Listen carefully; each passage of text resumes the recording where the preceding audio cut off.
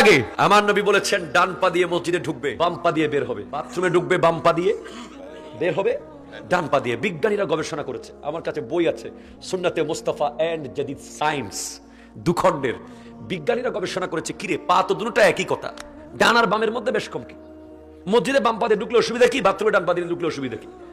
বিজ্ঞানীরা গবেষণা করে পেয়েছে, শোনো তুমি, কোন মানুষ যখন মসজিদে ঢুকে সবার জীবনের একটা স্বপ্ন হলো মসজিদের ভিতরেই যেন আমার মৃত্যু হয়।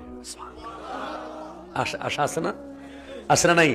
আমি প্রত্যেক মোনাজাতে বলি, আল্লাহ হাসপাতালের বিছানায় আমার মরণ দিও না, রোড অ্যাক্সিডেন্টে আমার মরণ দিও না, ঘরের কোনায় সন্তানের অবহেলায় আমার মরণ দিও না, আমার মরণটা যেন মসজিদের ভিতরে হয়।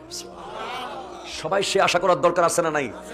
এখন আপনি যখন মসজিদে ঢুকতেছেন, ঢুকার সময় ডান পা যখন ভিতরে দিলেন, ঢুকে গেলে তো ঢুকে গেলেন, আর ঢুকার সময় ডান পা যখন রাখলেন ভিতরে, ঠিক সেই সময় যদি আপনার জানটা কবজ হয়, এক পা তো বাইরে কিনা, আরেক পা ভিতরে। এখন অর্ধেক বাইরে অর্ধেক ভিতরে। বিজ্ঞানীরা গবেষণা করে বের করেছে, সায়েন্টিস্টরা, হাই আল্লাহ আমার নবী কত বড় বিজ্ঞানী, ডান পায়ের উপরে ভর করা অবস্থায় কেউ যদি মারা যায়, তার লাশটা পড়বে সামনের দিকে।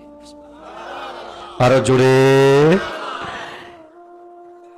এবার বের হওয়ার সময় মসজিদ থেকে কোন পা আগে? বাম পা। কেন? বাম পায়ের উপরে ভর করে যদি কেউ মারা যায়, লাশটা পড়বে পেছনের দিকে। ঢুকার সময় যদি মারা যান, তাও মসজিদের ভিতরে পড়বেন। বের হওয়ার সময় যদি মারা যান, তাও কোথায় পড়বে? এবার বাথরুমে উল্টা। কেন? বাম পা দিয়ে যখন বাথরুমে ঢুকতেছেন, ঢুকার সময় যদি বাথরুমে মারা যান, লাশ পড়বে বাইরে। ডান পা দিয়ে বাথরুম থেকে বের হবেন, যদি মারা যান, তাও লাশ পড়বে সামনের দিকে। নামাজ, নামাজ এমন একটা ইবাদত যেটা একজন মানুষকে ওলি বানাতে পারে। কেমনে?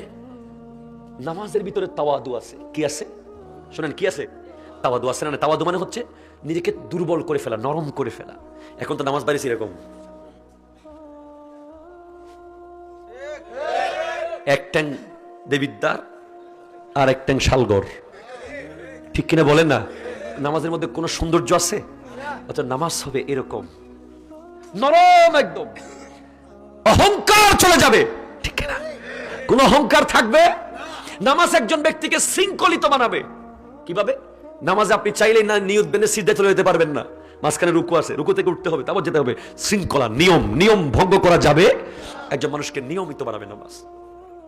নামাজ জোরে বলেন।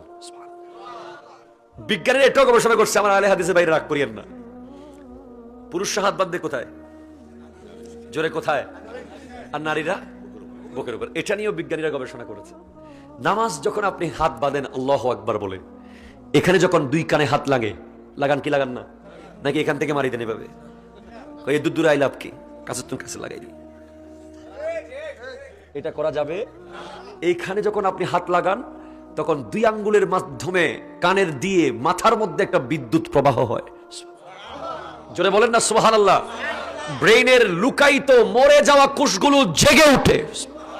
এরপরে আপনি হাত যখন নাভিতে বাঁধেন, নাভিতে হাত দেওয়ার সাথে সাথে গোটা বডির কেন্দ্র হলো নাভি। ওই নাভির ভিতর দিয়ে গোটা শরীরে বিদ্যুৎ প্রবাহ হয়, যার মাধ্যমে অসংখ্য রোগের শেফা হয়ে যায়। এরপরে মা বোনেরা কোথায় বাঁধে? বুকে। কেন জানেন?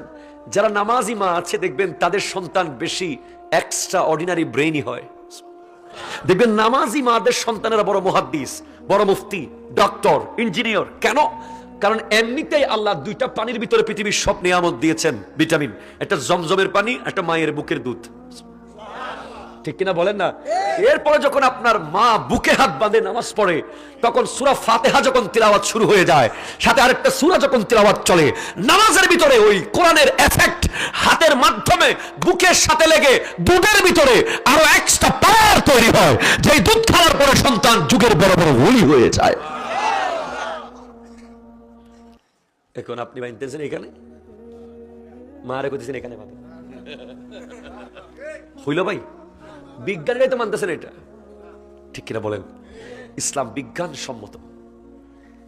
বিজ্ঞানের ইসলামের কোনো ভুল বের করতে পারে?